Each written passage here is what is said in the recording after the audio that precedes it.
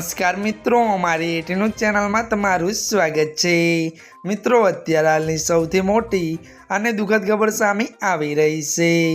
જી આ મિત્રો, આપને જણાવી દઈએ કે અગ્નિકાંડનો માતમ આજે રાજકોટ બંધ।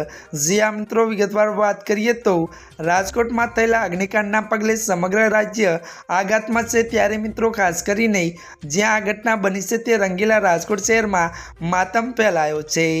મળતી માહિતી અનુસાર મિત્રો, આપને જણાવી દઈએ કે ત્યારે અગ્નિકાંડમાં મૃત્યુ પામેલા લોકો પ્રત્યે શોકની લાગણી વ્યક્ત કરવા માટે રાજકોટના ઘણા संगठनों आज बंद की जाहरात करी है।